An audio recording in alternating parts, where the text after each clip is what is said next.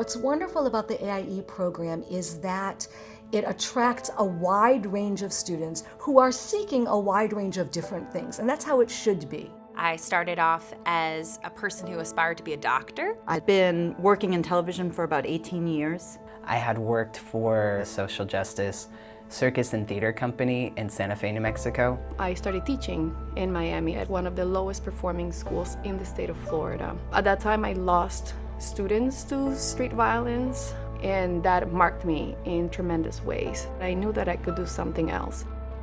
My senior year of high school, the mentor shared with me that medicine is great, but theater could heal people too. The link between storytelling for me and health was education.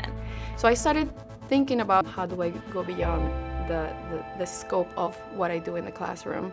And I'm like, oh my goodness, they have an arts in education program from Harvard. In a lot of places, I think I would have been called a non-traditional student. I was 20 years out of college, 2 children. And what I walked into really was a room full of people who were all kind of non-traditional.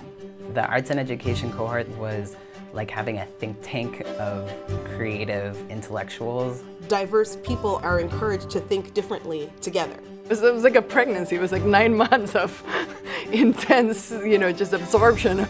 And I think a lot of the absorbing that I was doing was from my peers, just from their own experiences. You have 40 plus individuals come in with arts and education as their focus, people who would identify themselves as artists, people who would identify themselves as educators, and ask the question, well, what is an artist? What is art?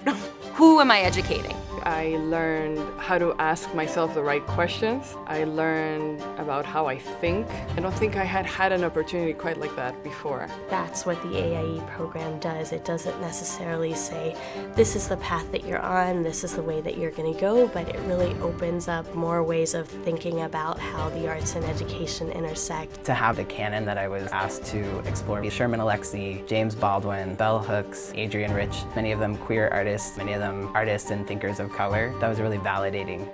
You're supposed to be a divergent thinker. You're supposed to find ways to reflect the world that you're seeing through whatever medium you choose to use to communicate that. It was as if AIE was a song, and here was my chance to create my own lyric. And it just became this awesome jam session. Every class I took had a significant impact on me. I found myself gravitating towards a bunch of policy classes, and I was hell-bent on figuring out how to inject arts into it or to draw connections. One class in particular that was really important for me was David Rose's Universal Design for Learning course. The arts focus wasn't necessarily a part of that class, but it's something that I brought to that class. A seminar with Sarah Lawrence Lightfoot. Just went through the experience of writing in an intimate setting with people. Shari Tishman's Learning in Museums, and the subject matter is just endlessly fascinating. At Harvard, everything was framed in such a positive way, and there's just an incredible hope about the change that we can make in the world.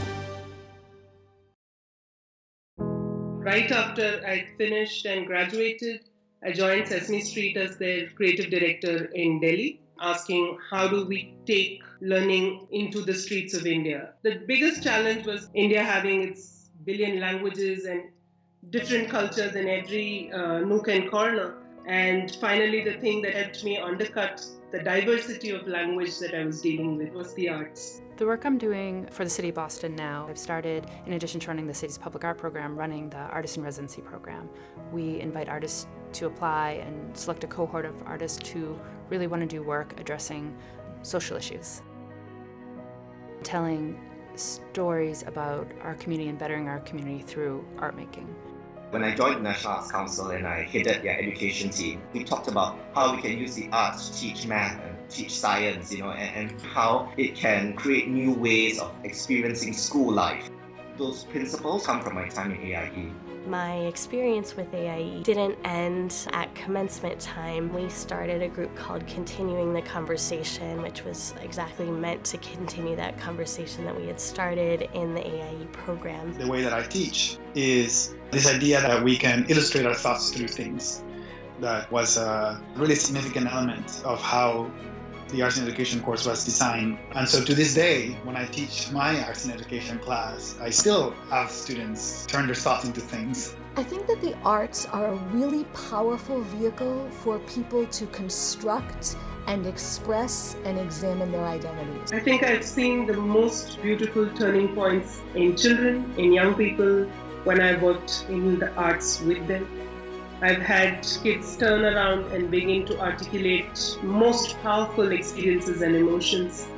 I'm committed to supporting the arts because this is what makes us human. Arts is life. It is integral to who we are. It's integral to everything that we do as people, as human beings. Unless we pretend that all students learn the same way, we have to be flexible and we have to be creative. We're not only talking about how to teach, how to create art, but I think we're going deeper to say why should we do what we're doing. I'm usually the one asking the question nobody wants to ask in the reconceptualization and rethinking of social orders.